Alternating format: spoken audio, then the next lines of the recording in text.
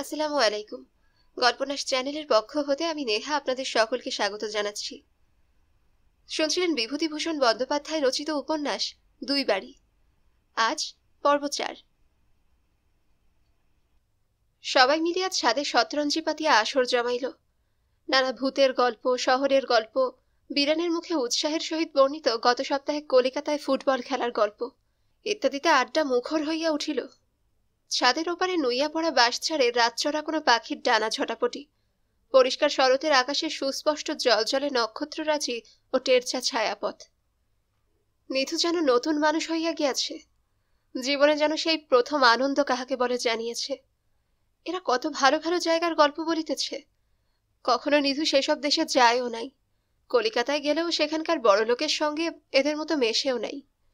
জজ মুন্সিফের বাড়িতে শিক্ষিত ছেলেমেয়েদের সঙ্গে এত রাত্রি পর্যন্ত বসিয়া গল্পগুজব করিবে, আর বছর এমন সময় সেই কি সে কথা ভাবিতে পারিত? হঠাৎ তাহার মনে পড়িল যে জন্য সে বাড়ির ভেতর আসিয়াছিল, সুনীলবাবু ও মুন্সিফবাবুর আসার কথা বলিতে। সে কথা তো এখনো বলা হয় নাই। মঞ্জুকে দেখিয়া সে সব ভুলিয়া গিয়াছে। কথাটা সে আসরেই বলিল। বীরেন বলিল, ও সুনীলবাবু এখানে এসেছেন নাকি সাব ডেপুটি হয়ে? তা তো জানি না। তার সঙ্গে আলাপ আছে বুঝি? খুব। সিমলাতে আমাদের মামা বাড়ির পাশের বাড়িতেই। মঞ্জু বলিল, ওর বোন ভানু আমার সঙ্গে এক ক্লাসে পড়তো। গত বছর বিয়ে হয়ে গেল। খুব চাকের বিয়ে। সুনীলবাবুর বাবাও বেশ বড় লোক। তিনিও রিটায়ার্ড সাব জাজ। কাল এলে কখন আসবেন? বোধহয় সকালের দিকে। কাকিমাকে বলো বীরেন, আমি বলতে ভুলে গিয়েছি। রাত্রে নিধুর মা জিজ্ঞাসা করিলেন, হ্যাঁ কাল বলবো নাকি মঞ্জুদের? বীরেনও যে এসেছে, তাকেও বলতে হয় তো। কিন্তু মা, কাল একটু গোলমাল আছে। সাব ডেপুটি আর মুন্সিফ বাবু আসছেন ওদের বাড়িতে বেড়াতে। কাল দরকার নেই, ওরা সেসব নিয়েই কাল ব্যস্ত থাকবে। সকালে উঠিয়া নিধু রামনগরের পাকা রাস্তার উপর পাইচারি করিল বেলা 8টা পর্যন্ত। তখন পর্যন্ত কাহাকেও আসিতে দেখিল না। না আসিলেই ভালো, দিনটা একেবারে মাটি হইয়া যাইবে উহারা আসিলে। এত বেলা যখন হইয়া গেল, তখন বোধহয় আর আসিবে না। 8:30 পর্যন্ত রাস্তার উপর অপেক্ষা করিয়া নিধু বাড়ি ফিরিতেছিল। পরে নির্পেনের সঙ্গে দেখা। সে বলিল, বারে, কোথায় গিয়েছিলেন বেড়াতে? আপনাদের বাড়িতে বসে বসে। কেন? দিদি সেই 7:30টার সময় আপনাকে ডাকতে পাঠিয়েছে। জল খাবার খাবেন বলে খাবার সাজিয়ে বসে আছে। আচ্ছা, তুমি যাও নির্পেন, আমি পুকুর থেকে নিয়ে নি, তারপর যাচ্ছি। স্নান সারিয়া ফিটফাট হইয়া মঞ্জুদের বাড়ি যাইতে 9টা বাজিয়া গেল।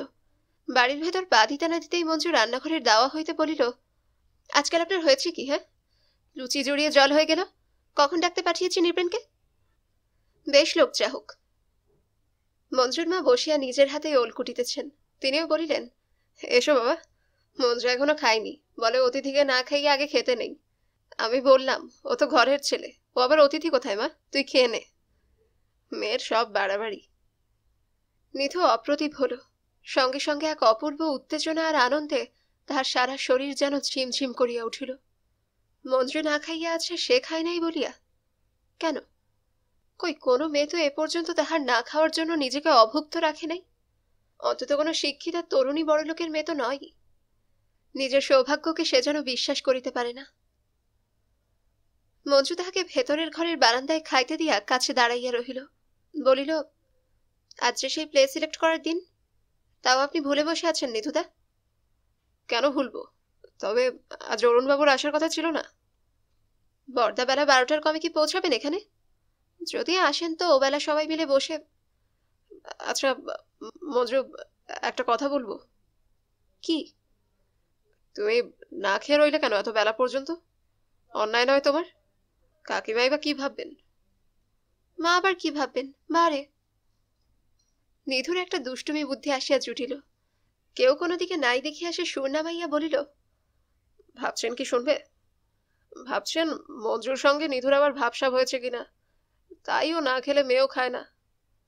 মঞ্জু চোখ পাকাইয়া বলিল, ভদ্রলোকের বাড়িতে বসে ভদ্রলোকের মেয়েদের সম্বন্ধে একই কথাবার্তা হচ্ছে। নিধু হাসি মুখে বলিল, বেশ করছি, যাও। কাকিমা ভাবতে পারেন কিনা বলো। পাড়াগাঁয়ের ভূত কি আর সাধে বলে? আর তোমার পৈতৃক ভিটেও তো এই পাড়াগাঁয়েই, বিলেত থেকে তো আসনি। না এসেছি তো না এসেছি, যান, কি হবে তার? পাড়াগাঁয়ের ভূত বলে তাহলে আমায় গালাগাল দেওয়াটা কি ভালো হবে?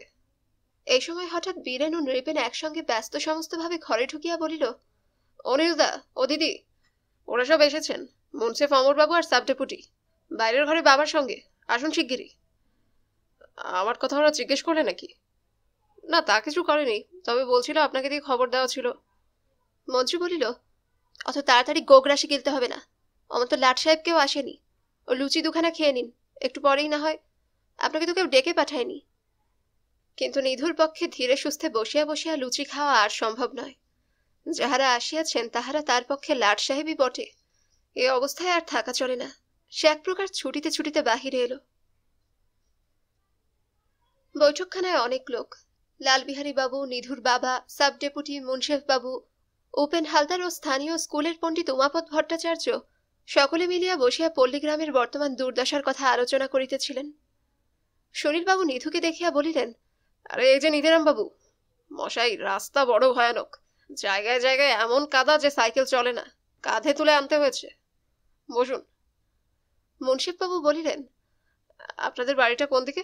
আমরা সেখানেও যাব। নিধুর বাবা রামতারণ বিনয় ভাঙিয়া পড়িয়া বলিলেন, যাবেন বই কি, গরিবের কুড়েতে আপনাদের মতো মহৎ লোকের পায়ের ধুলো পড়বে আমরা আশাই করতে পারি না। লালবিহারী ভাইয়া আমাদের গ্রামের চূড়ো, উনি আজ এসেছেন বলেই আপনাদের মতো লোকের। সকলে মিলিয়া গ্রাম দেখিতে বাহির হইল। গ্রামের দ্রষ্টব্য স্থানের মধ্যে একটা ভাঙা শিব মন্দির ছাড়া আর কিছুই নাই। উমাপদ পণ্ডিত সেটার মধ্যে নিজে ঢুকিয়া সকলকে ভেতরে আসিতে বলিলেন। সাপের ভয় কেহই ভেতরে গেল না। কবাটহীন দরজার কাছে দাঁড়াইয়া উকি মারিয়া দেখিল। নিধুর বাড়ির বাহিরের ঘরেও সকলে একবার আসিয়া বসিলেন। নিধু চা ও খাবারের ব্যবস্থা পূর্ব হইতেই করিয়া রাখিয়াছিল। সকলকে রেকাবিতে করিয়া খাবার দেওয়া হইল। সুনীলবাবু ও মুন্সেফ ছাড়া আর কেহই খাইতে চাইলেন না, কারণ বাকি সকলে বৃদ্ধ, উহারা সন্ধাননিক না করিয়া খাইবেন না। সকলে মিলিয়া আবার মঞ্জুদের বাড়ি ফিরিল। সুনীলবাবুকে মঞ্জুর মা বাড়ির ভেতরে ডাকিয়া পাঠাইলেন। বীরেন তাহাকে লইয়া গেল। নিধু সঙ্গেই দাঁড়াইয়াছিল, কিন্তু তাহাকে বীরেন যেন দেখিতেই পাইল না আজ। নিধু বাড়ি ফিরিয়া আসিতেই তাহার মা বলিলেন, হ্যাঁ রে, মোহনভোগ খারাপ হয়নি তো? কেন খারাপ হবে, বেশ হয়েছিল। ওরা খেয়েছিলেন তো, হাকিমবাবুরা? সবটা খেয়েছিল। ভালো হলে খাবে না কেন? আরে তুই এখানে খাবি না, জজবাবুদের বাড়ি খেতে বলেছে। এ ধরনের সোজা প্রশ্নের উত্তরে নিধু প্রথমটা কি বলিবে ঠিক করিতে পারিল না। পরে বলিল, না, বাড়িতেই খাবো। ওরা খেতে বলেছিল, কিন্তু আমার লজ্জা করে মা, রোজ রোজ ওদের বাড়িতে খেতে। নিধুর মা ক্ষুণ্ণ স্বরে বলিলেন, তা আজকের দিনটা কেন খেলি নে? ভালোটা মন্দটা ও তো বড় বড় বাবুরা এসেছেন বাড়িতে। তা হোক মা, ফির রবিবারে ওখানেই তো খাচ্ছি। তোমার হাতের রান্না বরং খাওয়া হয়েই ওঠে না আজকাল। নিধুর মা মনে মনে খুশি হইলেন।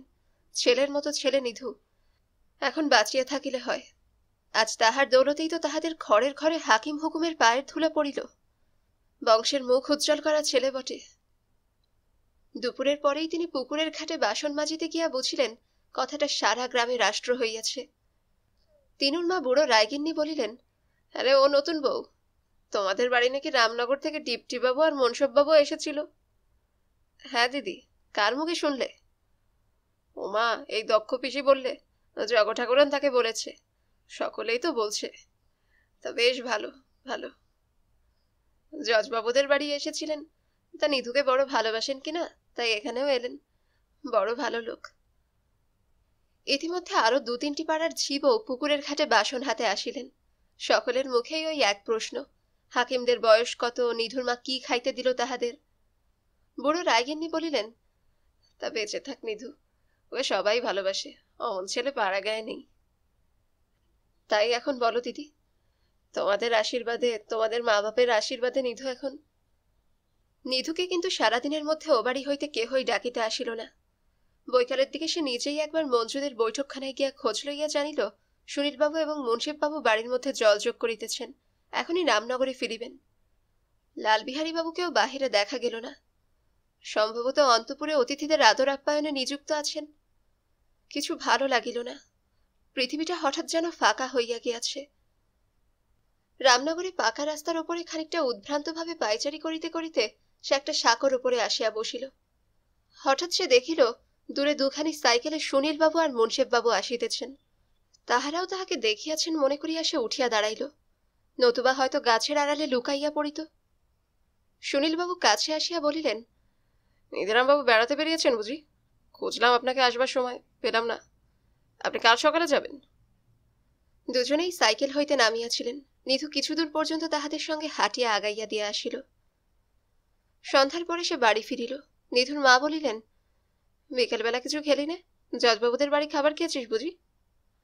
হ্যাঁ। সে আমি তখনই বুঝেছি, তোকে কি আর না খাইয়ে ওরা ছাড়ে কখনো? হাকিমবাবুরা চলে গেল বুঝি? গেল। এমন সময় একটা লণ্ঠনের আলো তাহাদের উঠানে পড়িল, এবং আলোর পেছনে লণ্ঠন ধরিয়া যে দুজন মেটে পাঁচিলের ছোট্ট দরজা দিয়া বাড়ির ভেতরে ঢুকিল, তাহাদের দেখিয়া নিধু বিস্ময়ে আড়ষ্ট হইয়া দাঁড়াইয়া রহিল। মঞ্জু আগাইয়া আসিয়া বলিল, ও জেঠাইমা, কি করছেন? নিধুদা কোথায়? ও মা, এই যেই তো নিধুদা। হতভম্ব নিধু কিছু জবাব দেওয়ার পূর্বেই মঞ্জু বলিল, বর্দা এসেছেন, আপনাকে খুঁজছেন কখন থেকে। জেঠাইমা, নিধুদা আজ রাত্রে ওখানে খাবে, চলুন নিধুদা, আসুন। বলিয়া নিধুকে বিশেষ কিছু বলিবার সুযোগ না দিয়াই মঞ্জু ও নৃপেন তাহাকে লইয়া বাড়ির বাহির হইয়া গেল। নৃপেন আগে, মঞ্জু ও নিধু পেছনে। পথে মঞ্জু বলিল, কি হয়েছে আপনার? সারাদিন দেখিনি কেন? ছিলেন কোথায়? বাড়িতেই ছিলাম, যাব আবার কোথায়? আমাদের ওখানে যাননি যে বড়? সবসময় যে যেতে হবে তার মানে কি? মঞ্জু নিধুর উত্তর শুনিয়া অবাক হইয়া তাহার দিকে অল্পক্ষণ চাহিয়া থাকিয়া বলিল, কি হয়েছে আপনার? কিছুই না, আমরা গরিব মানুষ, আমাদের আবার হবে কি? কেন রাগ হলো কেন শুনি? কি হয়েছে? কিছুই না, কি আবার হবে? রাগ হয়েছে তা বুঝতে আমার বাকি নেই।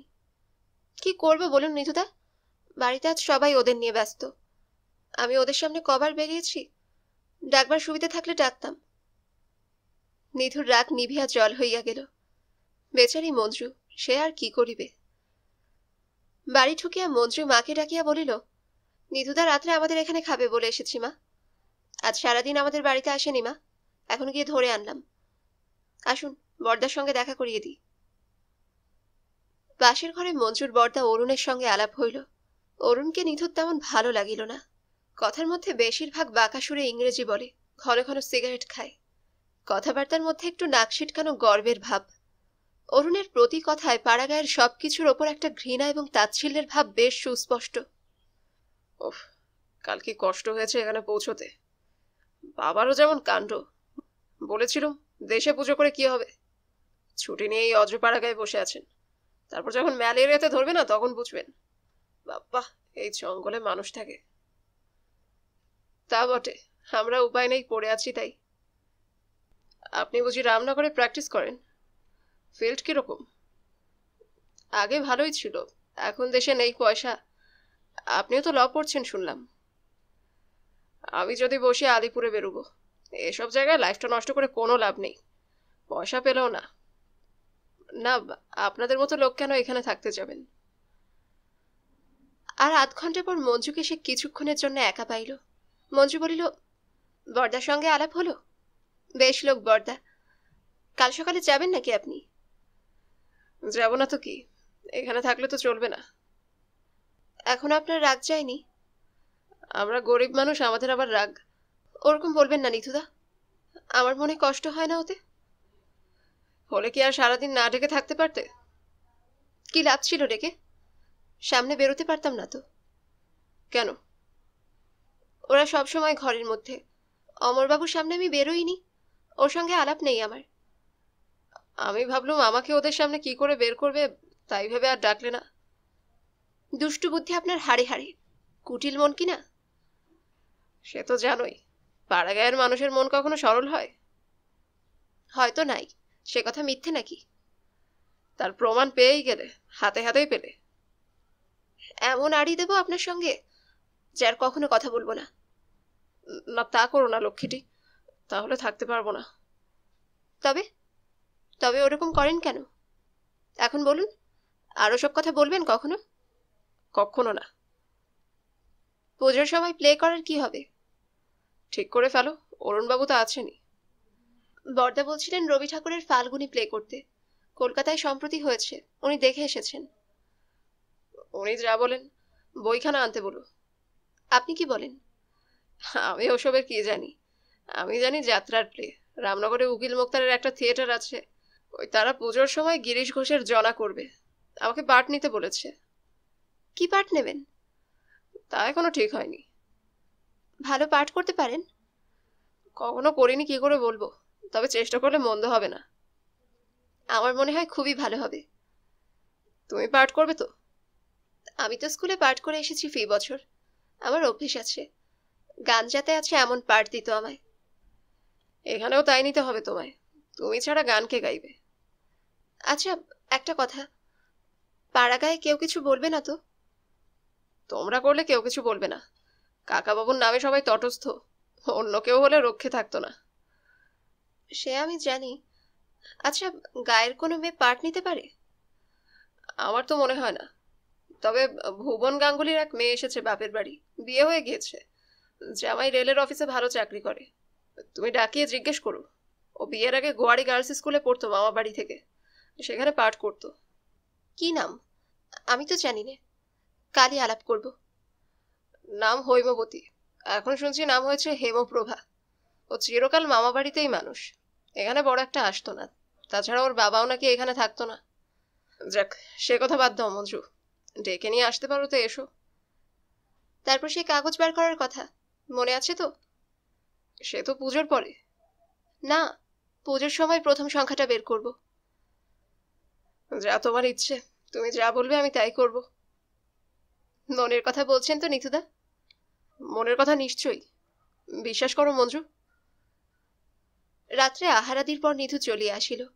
আসিবার সময় মঞ্জু দরজায় দাঁড়াইয়া বলিল, সামনের শনিবারে আসবেন তো? কেন আসবো না? না এলে আপনার সঙ্গে আড়ি দেব। দেখো আসি কিনা। সারা সপ্তাহ ধরিয়া নিধু একটা পয়সা রোজগার করিতে পারিল না। মক্কেলের যেন দুর্ভিক্ষ লাগিয়া গিয়াছে। সকাল হইতে তীর্থের কাকের মতো বাসায় বসিয়া ঘন ঘন হাই তুলিয়া এবং বাইরের দিকে সতৃষ্ণ নয়নে চাহিয়া থাকিয়া নিধুর মোক্তারি ব্যবসাটার ওপরে অশ্রদ্ধা হইয়া গেল। নিধুর মুহুরী বলে, বাবু, এ হপ্তায় হলোটা কি? মক্কেলের যেন আকাল পড়েছে দেখছি। চলো, কোর্টে আসতে পারে। কিন্তু কোর্টেও কেহ আসে না। যদু মোক্তার একদিন বলিলেন, ওহে, সুনীল বাবুর কোর্টে তো তোমার খাতির আছে, এই জামিনের জন্য মুভ করে জামিনটা করিয়ে দাও না। নিধু কেস শুনিয়া বুঝিল এক্ষেত্রে জামিন হওয়া অসম্ভব। বাড়িতে চোরাই মাল পাওয়া গিয়াছে। পুলিশ যে রিপোর্ট দাখিল করিয়াছে তাহার গতিকও খুব খারাপ। যদু মোক্তার নিজের নাম খারাপ করিতে রাজি নন। তিনি খুব ভালোই জানেন কোর্ট জামিন দিতে রাজি হইবে না। খাতিরে পড়িয়া যদি সুনীলবাবু জামিন মঞ্জুর করেন, ইহাই যদুবাবুর ভরসা। সে বলিল, কাকাবাবু, এ আমার দ্বারা সুবিধা হবে না। কেন হবে না? যাও না একবার। মাফ করুন কাকাবাবু, সুনীলবাবু কি মনে করবেন? চেষ্টা করতে দোষ কি, যাও একবার। যদুবাবুর অনুরোধ এড়াইতে না পারিয়া নিধু গিয়া জামিনের দরখাস্ত দিয়া জামিনের প্রার্থনা করিল। সুনীলবাবু জামিন মঞ্জুর করিলেন। মক্কেল নিধুকে 2টি টাকা দিল। নিধু সে 2টি টাকা লইয়া যদুবাবুর হাতে দিতে তিনি কোনো কথা না বলিয়া তাহা পকেটস্থ করিলেন, কারণ মক্কেল আসলে তাহার। অবশ্য জামিন নামার টাকাটা নিধুই পাইল। বাসায় আসিয়া সে দেখিল সাধন মুক্তার তাহার জন্য রোয়াকে বসিয়া অপেক্ষা করিতেছেন। তাহাকে দেখিয়া সাধন বলিলেন, তোমার জন্য বসে আছি নিধিরাম। আগে বসুন বসুন, বড় কষ্ট হয়েছে। কিচ্ছু কষ্ট হয়নি, তুমি জামা কাপড় ছেড়ে সুস্থ হও। আমি একটা বিশেষ দরকারে এসেছি।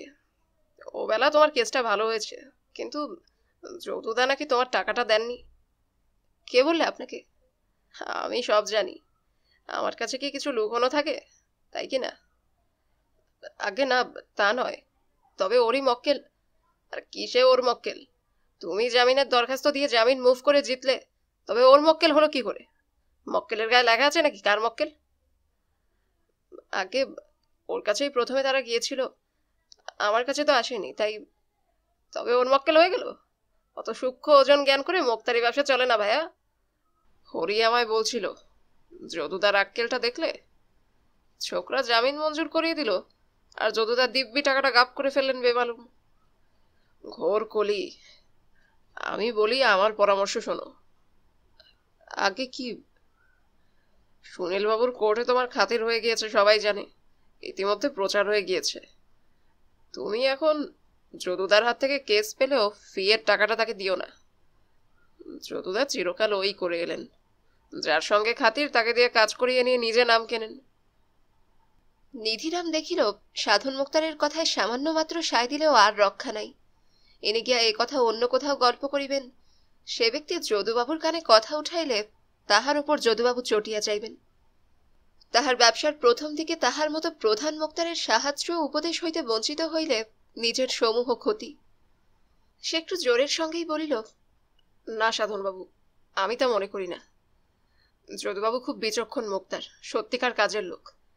আমার তিনি পিতৃবন্ধু, আমার ছেলের মতো দেখেন। সাধন বিদ্রুপের সুরে বলিলেন, ছেলের মতো দেখেন? তা তো বেশ বোঝাই গেল। মুখে ছেলের মতো দেখি বললেই তো হয় না, সেরকম দেখাতে হয়। 2 টাকার লোভ ছাড়তে পারলেন না, ছেলের মতো দেখেন। যাক, ও নিয়ে আর তুমি আমার 2 মক্কেলের কেস নাও না, আমার প্রাপ্য টাকার অর্ধেক তোমায় দেব। করবে? কেন করব না বলুন, দেবেন আপনি। নিধু একটু আশ্চর্য হইয়া গেল। সাধন এবার তাহাকে বিবাহ সংক্রান্ত কোনো কথাই জিজ্ঞাসা করিলেন না। হঠাৎ সাধন বলিলেন, সেদিন ওরা বুঝি তোমার বাড়িতে? আমার বাড়ি কোথায়? লালবিহারীবাবু মুন্সে পাচ্ছেন, আমাদের প্রতিবেশী, তার বাড়িতে গিয়েছিলেন। তুমি বাড়ি নিয়ে খাতির করেছিলে তো? হ্যাঁ, তা অবশ্যই করেছি সামান্য, আমার আর কি ক্ষমতা। বেশ বেশ, সে কথাই বলছি, ভালো কথাই তো। তোমার সঙ্গে সুনীল বাবুর বেশ আলাপ হয়ে গিয়েছে, এ কথা শুনে অনেকেরই খুব হিংসে তোমার উপর, জানো তো। নিধু আশ্চর্য হইয়া বলিল, সে কি? এর জন্য হিংসে কিসের? তুমি কেন হাকিমদের সঙ্গে আলাপ করবে, বাড়ি নিয়ে যাবে, যখন বারে এত প্রবীণ মোক্তার রয়েছে? কই, আর কারো বাড়ি তো হাকিম যায়নি। এসব নিয়ে কথাবার্তা হয় নাকি? তুমি শুনলে অবাক হয়ে যাবে, বারের প্রবীণ মোক্তাররা পর্যন্ত এই নিয়ে বলা বলি করছে। সবারই হিংসে। করুক, ভালোই তো, আমার একটু পসার হবে হয়তো ওতে। না ভাইয়া, মক্কেল ভাঙিয়ে নিতে পারে। হিংসে করে যদি তোমার পেছনে লেগে যায় সবাই, তবে তোমার মক্কেল পাওয়া মুশকিল হয়ে দাঁড়াবে। আমি তোমার হিতৈষী বলেই তোমায় বলে গেলাম। সাধন কি মতলবে আসিয়াছিল নিধু বুঝিতে পারিল না, কিন্তু তাহার মনে হইল সাধনের কথার মূলে হয়তো সত্য আছে। বার লাইব্রেরি শুদ্ধ সব মুক্তার তাহার বিরুদ্ধে দাঁড়াইল নাকি? নতুবা সারা সপ্তাহে সে একটা পয়সা পাইল না কেন? শনিবার দিন সকালবেলা বাড়িওয়ালার লোক এবং গোয়ালা আসিয়া তাগাদা দিল। নিধু তাহাদের বুঝাইয়া দিল, এ চাকুরি নয় যে মাসকাবারে মাহিনা আসবে, টাকা দিতে 2-4 দিন বিলম্ব হবে। কিন্তু বাড়িওয়ালার লোক যেন তাড়াইল। বাড়িতে আজ যাবার সময় জিনিসপত্র সওদা করিয়া লইয়া যাইতে হবে, হাতে এদিকে একটা পয়সা নাই। তাহার আয়ের উপরেই আজকাল সংসার চলে, খরচ দিয়া না আসিলে পরবর্তী সপ্তাহে সংসার অচল। নিধুর মুহুরি আসিয়া বলিল, বাবু আজ বাড়িতে যাবেন? তাই ভাবছি, কি নিয়ে যাই, একটা পয়সাও তো হাতে নেই। মক্তারি ব্যবসার এই মজা, মাঝে মাঝে এমন হবেই বাবু। মক্কেল কি সবসময় জোটে? যদুবাবুর কাছে একবার যান না। কোথাও যাব না, ওতে আরো ছোট হয়ে যেতে হয়। না হয় আজ বাড়িই যাব না, সেও ভালো। শুধু সে শনিবারে নয়, পরের শনিবারেও নিধুর বাড়ি যাওয়া হইল না। মক্কেলের দেখা নাই আদৌ। মুদি ধারে জিনিসপত্র দেয়, তাই বাসা খরচ একরূপ চলিল, কিন্তু অন্যান্য পাওনাদারদের তাগাদায় নিধু অস্থির হইয়া উঠিল। ইতিমধ্যে সে বাড়ি হইতে বাবার চিঠি পাইল, শনিবার বাড়ি কেন আসো নাই, সংসারে খুব কষ্ট চাইতেছে, বাড়ি শুদ্ধ লোককে অনাহারে থাকিতে হইবে যদি সে সামনের শনিবারে না আসে। বাড়ি আসিবার সময় যেন হেন আনে তেন আনে জিনিসপত্রের একটা লম্বা ফর্দ পত্রের সঙ্গে জুড়িয়া দেওয়া আছে। চিঠিখানা ছাড়া হইয়াছে শুক্রবার, রবিবার সকালে সে চিঠি পাইল। সে সম্পূর্ণ নিরুপায়, হাতে পয়সা না আসিলে বাড়ি গিয়া লাভ কি? সোমবার সে কি কাজে একবার সুনীলবাবুর কোর্টে গিয়াছিল, তাহাকে দেখিয়া সুনীলবাবু বলিলেন, নিধিরাম বাবু, আপনি এ শনিবারে বাড়ি যাননি? না, একটু অন্য কাজে ব্যস্ত ছিলাম। আমি গিয়ে আপনাকে কত খুঁজলাম, তা সবাই বললে আপনি যাননি। ও, আপনি গিয়েছিলেন বুঝি? হ্যাঁ, আমি গিয়েছিলাম, মানে যাবার জন্য বিশেষ করে পত্র দিয়েছিলেন পিসিমা, মানে লালবিহারী বাবুর স্ত্রী, আমাদের এক পাড়ার মেয়ে কিনা। ও, আপনি একা গিয়েছিলেন? হ্যাঁ, এবার একাই, সেজন্যই তো বিশেষ করে আপনার খোঁজ করলাম। কারো সঙ্গে বসে দুদণ্ড কথা বলি, লালবিহারী বাবু প্রবীণ লোক, তার সঙ্গে কতক্ষণ গল্প বলা যায় বলুন? আপনি যে যাবেন না সে কথা তো আমার মনেই আসেনি। আপনি তো গত সপ্তাহে আমার কোর্টেও আসলেন না একদিনও। নিধু মনে মনে ভাবিল, কেস থাকিলে তবে তো কোর্টে আসিব। মক্কেল নামক জীব হঠাৎ পৃথিবী থেকে যে কত দুর্লভ দর্শন হইয়া উঠিয়াছে, তাহার খবর হাকিমের চেয়ারে বসিয়া কি করিয়া আপনি রাখিবেন বলুন? মুখে বলিল, আগে হ্যাঁ, আমিও যদি জানতাম আপনি যাচ্ছেন তাহলে নিশ্চয়ই যেতাম, তা তো জানি না। সন্ধ্যার সময় সুনীলবাবুর আর্দালি আসিয়া নিধুর হাতে একখানা চিঠি দিল। বিশেষ দরকার। নিধিরামবাবু কি দয়া করিয়া একবার তাহার বাসার দিকে আসিতে পারেন? নিধু গিয়া দেখিল বাহিরের ঘরে একা সুনীলবাবুই বসে আছেন। মুন্সেফবাবু এ সময় এখানে আড্ডা দেন, আজ তিনি আসেন নাই। নিধুকে দেখিয়া সুনীলবাবু চেয়ার ছাড়িয়া উঠিয়া বলিলেন, আসুন আসুন, সেদিন আপনাদের বাড়ি গিয়ে আদর যত্নে বড় আনন্দ পেয়েছিলাম, বসুন। নিধু লজ্জিত মুখে বলিল, আমাদের আবার আদর যত্ন? আপনাদের মতো লোককে কি আর আমরা উপযুক্ত আদর অভ্যর্থনা করতে পারি? সামান্য অবস্থার মানুষ আমরা। নিধিরাম বাবু, ওসব কথা বলবেন না, ওতে মনে কষ্ট পাই। বসুন, আমি দেখি চায়ের কি হলো। আপনার সঙ্গে খাবো বলে বসে আছি। আপনি তো চা খান না, আবার একটু মিষ্টি মুখ করে। চা ও জলযোগ পর্ব চুকিয়া গেলে সুনীলবাবু বলিলেন, আপনার সঙ্গে আমার একটা কথা আছে। নিধু একটু বিস্মিত হইলেও মুখে তাহা প্রকাশ করিল না। তাহার মতো লোকের সঙ্গে কি কথা আছে একজন মহকুমার সেকেন্ড অফিসারের, সে ভাবিয়াই পাইল না।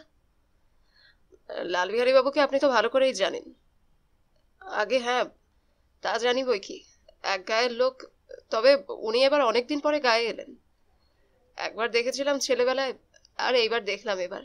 বাবার সঙ্গে খুব আলাপ। তা তো হবেই। আপনার বাবাকে তো রবিবারেও দেখলাম লালবিহারী বাবুর বৈঠকখানাতে। ওরা সমবয়সী প্রায়। ঠিক সমবয়সী নয়, বাবার বয়স বেশি। আচ্ছা, লালবিহারী বাবুর মেয়ে মঞ্জুরিকে দেখেছেন তো? নিধু প্রায় চমকিয়া উঠিয়া সুনীলবাবুর মুখের দিকে চাহিয়া বলিল, মঞ্জুরি? ও, মঞ্জু। আগে হ্যাঁ, তা দেখেছি বই কি। তা সুনীলবাবু সম্ভবত নিধুর ভাবান্তর লক্ষ্য করিলেন না। তিনি সহজ সুরেই বলিলেন, তাকে দেখেছেন তাহলে? আগে হ্যাঁ, দেখেছি বই কি। কেন বলুন তো? সুনীলবাবু সলজ্জ হাসিয়া বলিলেন, সেদিন লালবিহারী বাবু ওর সঙ্গে বিবাহের প্রস্তাব করলেন কিনা তাই ভাবছি। কার বিবাহ? মানে আমার সঙ্গেই। ও, আপনি কি মনে করেন? মেয়েটা ভালোই, কি বলেন? আপনাদের গায়ের মেয়ে, তাই জিজ্ঞেস করছি। হ্যাঁ, ভালো বই কি, বেশ ভালো। অবশ্যই আমার মতে হবে না। আমার বাবা কর্তা, তাকে জিজ্ঞেস না করে কোনো কাজ হতে পারে না। তারা মেয়েটিকে দেখেছেন, কারণ একই পাড়ায় ওর মামা বাড়ি, সেখান থেকে স্কুলে পড়ে। আমাদের বাড়ি যাতায়াতও আছে, তবে আমি কখনো দেখিনি, কারণ আমি থাকি বিদেশে, কলকাতায় আর কদিন। কেন, রবিবারে তাকে দেখলেন না? ঠিক মেয়ে দেখানো উদ্দেশ্য ছিল না। তাছাড়া বাবা মেয়ে না দেখে গেলে আমার দেখায় কিচ্ছু হবে না। তবুও ওরা একবার মেয়েটাকে দেখাতে চাইলেন, তাই দেখলাম। দেখতে ভালোই অবশ্য, সে আমি আগেও শুনেছিলাম, কিন্তু শুধু বাইরে দেখে।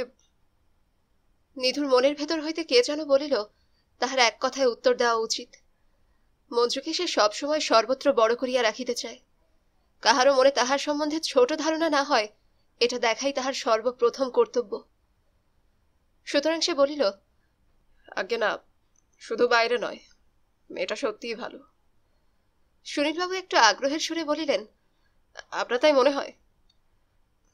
আমরা কেন, শুধু আমাদের গ্রামের সকলেরই তাই মত।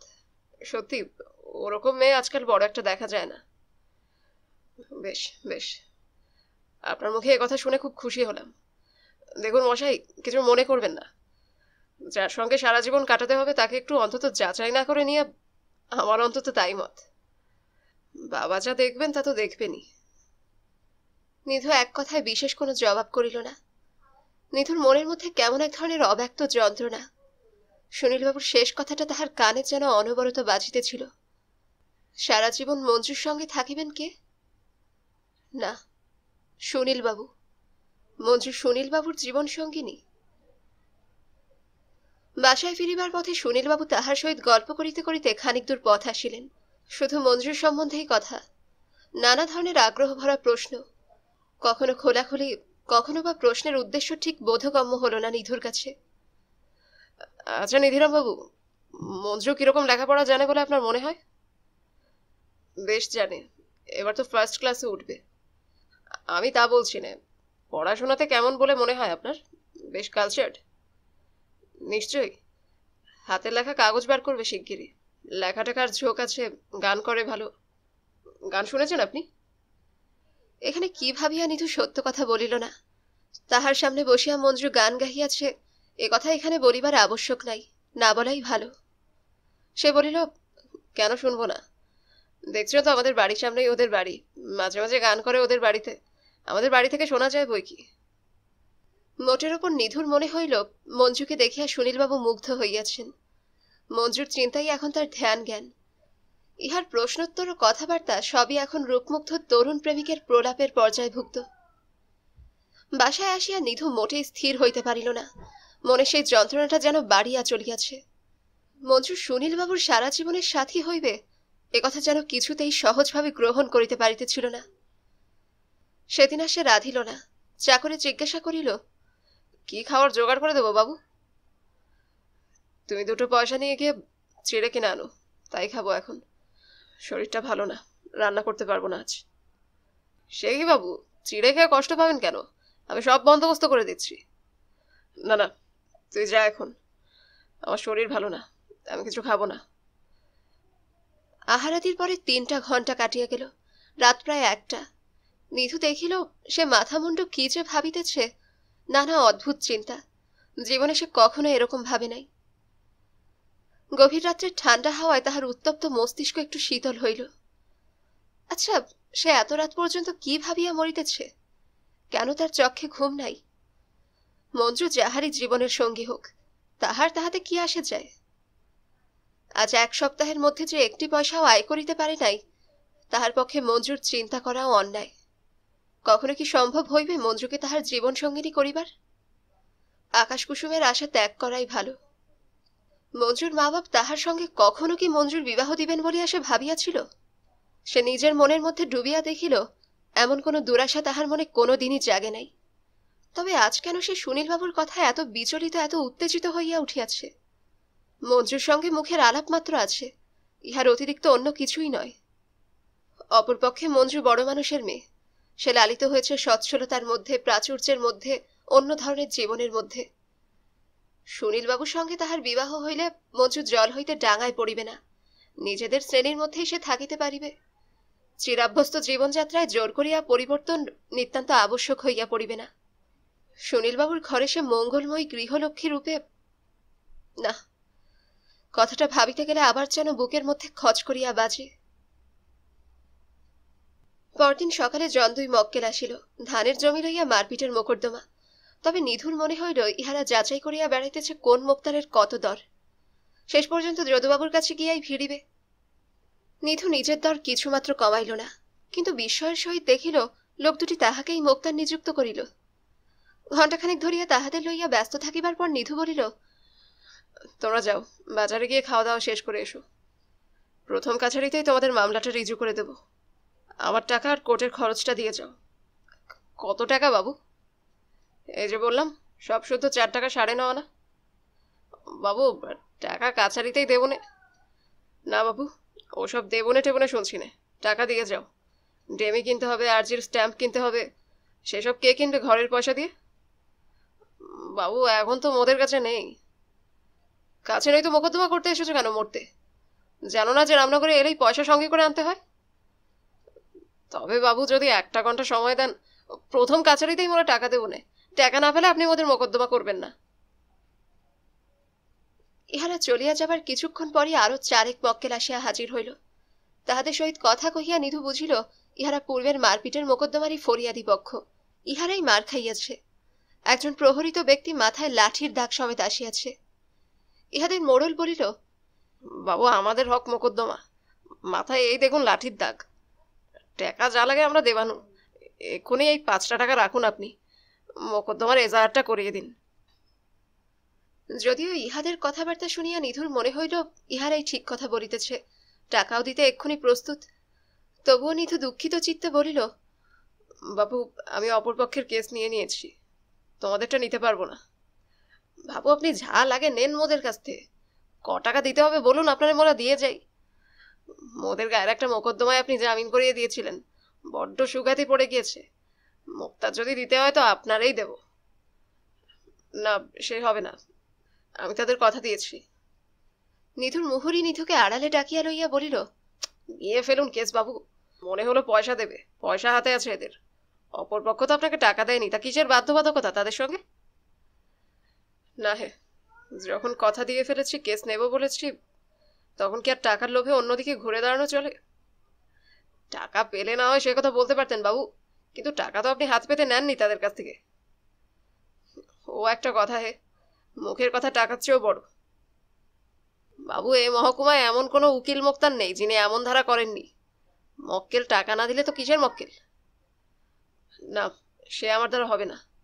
অপরে যা করেন সে তাদের খুশি, আমি তা করতে পারবো না। অগত্যা ইহারা চলিয়া গেল।